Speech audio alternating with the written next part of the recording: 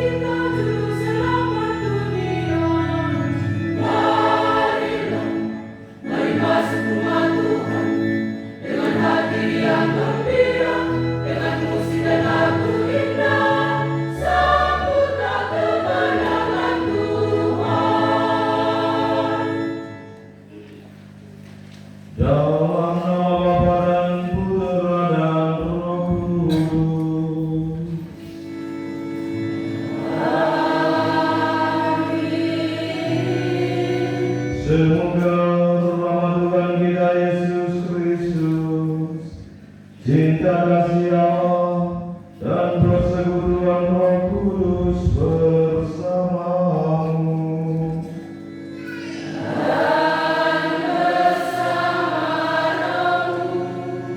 Bapak Ibu, saudara-saudari, saya mengucapkan selamat merayakan Pesta Paskah Kebangkitan Tuhan. Kepada kita semua, kepada setiap hati yang merindukan pembebasan total yang juga merindukan semua yang hadir untuk memberikan semangat baru dan sukacita bagi kita. Paskah Kristus menjadi paskah kita.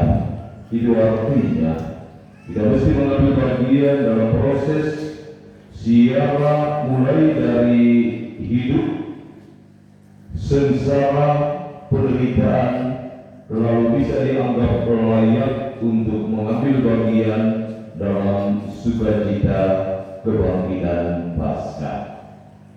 Mari kita mengawali perjumpaan rohani kita dalam suasana sukacita ini dengan menundukkan kepala dan merendahkan hati kita di hadapan Allah, sambil meminta ampun atas segala dosa yang pernah kita lakukan dalam hari-hari kehidupan kita.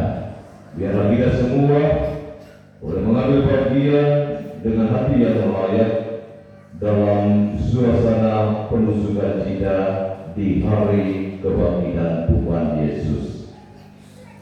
Saya mengaku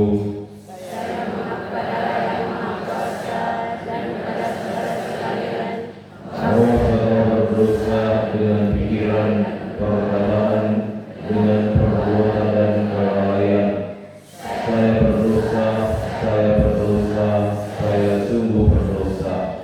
Oleh sebab itu saya mohon kepada Santa Perawang Maria, para malaikat dan orang kudus, dan kepada saudara sekalian, supaya mendoakan saya para Tuhan kita. Semoga Allah yang Maha Kuasa mengasihani kita, mengampuni dosa-dosa kita, dan menghantar kita pada hidup yang kekal.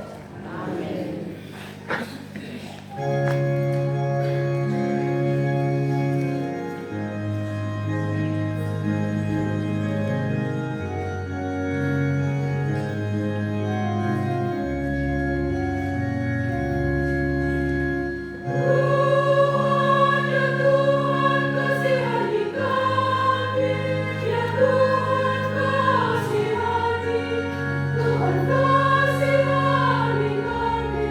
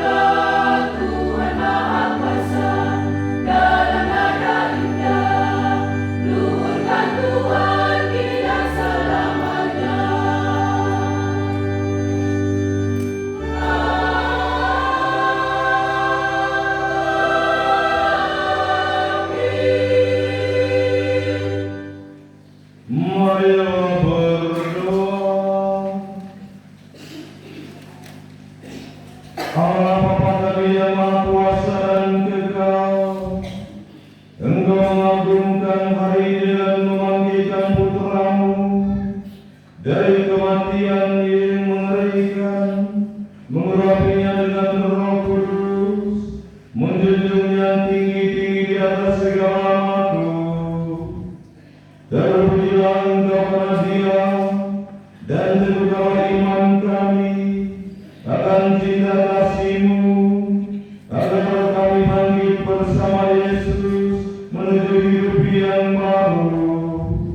Sebab Dia Tuhan dan pengantara kami, yang hidup dan bertata bersama dengan Engkau dalam persatuan dengan Roh Kudus, Allah sepanjang segala masa.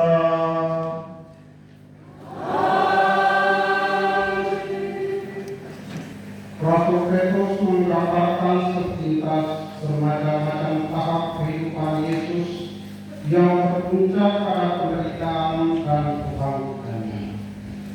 Para rasul adalah saksi mata kehidupan Yesus, walaupun iman mereka penuh dengan keraguan dan kebimbangan ketika menyaksikan kubur kosong.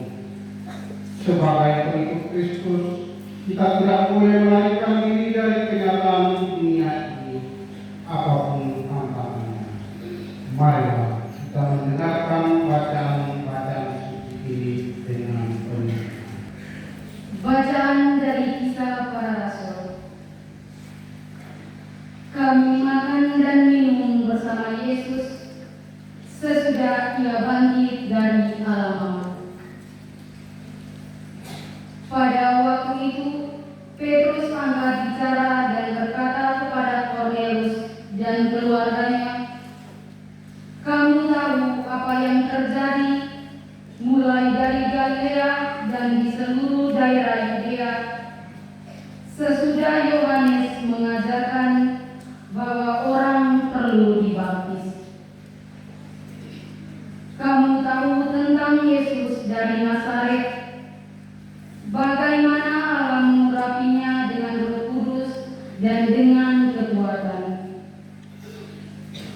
Yesus berkeliling di daerah tersebut sambil berbuat baik serta menyembuhkan semua orang yang dikuasai setan, sebab Allah beserta Dia. Dan kamilah saksi segala perbuatannya di Yudea dan Yerusalem. Ia dibunuh orang, digantung di kayu salib. Tetapi Ia dibangkitkan Allah pada hari ketiga sesudah wafatnya. Dalam kuasa Allah, Ia menampakkan diri bukan kepada semua orang, tetapi hanya kepada kami, saksi-saksi yang dipilih oleh Allah. Kamilah yang makan dan minum bersama Yesus sesudah Ia bangkit dari alam maut. Dan kami diberinya perintah untuk mewartakan ke semua orang serta memberikan kesaksian bahwa Dialah yang diangkat Allah menjadi hakim atas orang hidup dan orang mati. Para nabi pun memberi kesaksian tentang Dia, bahwasanya semua orang yang percaya kepadanya akan mendapatkan pengampunan dosa demi Yesus Kristus itu. Demikianlah sabda Tuhan.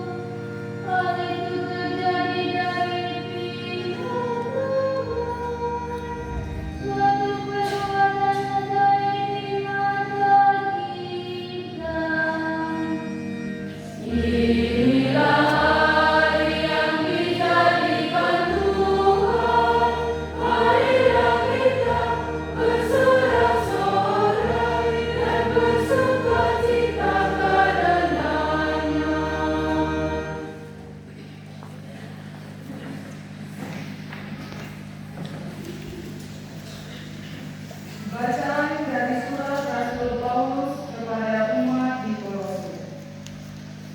Arahkanlah usahamu kepada alam hidup Kristus. Saudara-saudara, kamu telah dibangkitkan bersama Kristus. Maka arahkanlah usahamu kepada alam hidup yang mulia, tempat Kristus memerintah di sisi kanan Allah. Arahkanlah perhatianmu kepada harta surgawi itu, bukan kepada yang di dunia. Kamu sudah mati dan kehidupanmu tersembunyi dalam Allah bersama Kristus.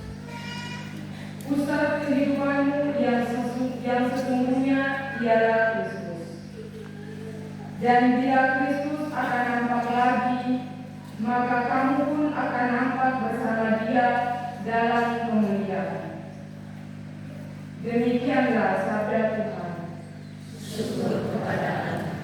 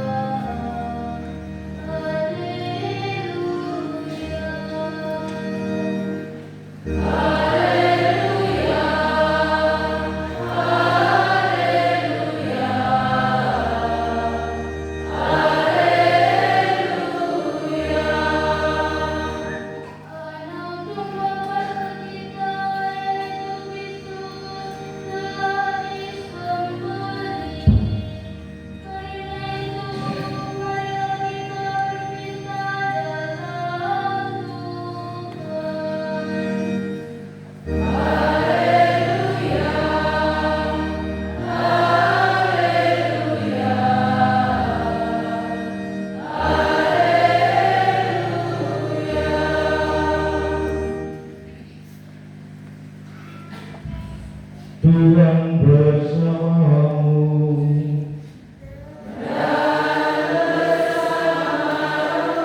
Inilah Injil suci menurut Yohanes.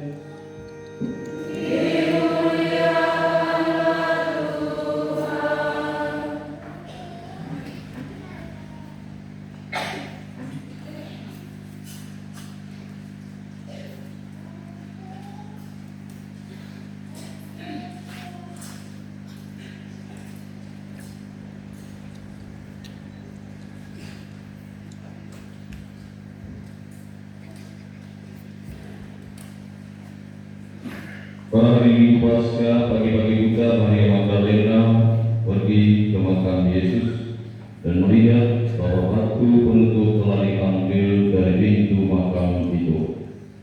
Maka ia berlari mencari Simon Petrus dan murid lain kesayangan Yesus dan berkata kepada mereka, Tuhan diambil dari makam dan kami tidak tahu dia dibawa kemana. Mendengar itu, Petrus dan murid-murid lain tadi keluar dari rumah dan pergi ke makam. Mereka berdua lari, tetapi murid lain tadi lebih cepat, sehingga ia sampai ke makam lebih dahulu. Ia menjenguk ke dalam dan melihat kain kafan, tetapi tidak masuk. Kemudian Petrus datang menyusul dan masuk ke dalam makam. Ia melihat kain kafan dan tudung yang dipakai untuk menutup kepala Yesus. Kain tudung itu tergulung letaknya terpisah dari kain kafan. Lalu masuk juga murid yang pertama sampai ke makam. Ia melihat dan percaya. Namun mereka belum memahami kitab suci yang mengatakan bahwa Yesus harus bangkit dari alam maut. Demikianlah sabda Tuhan.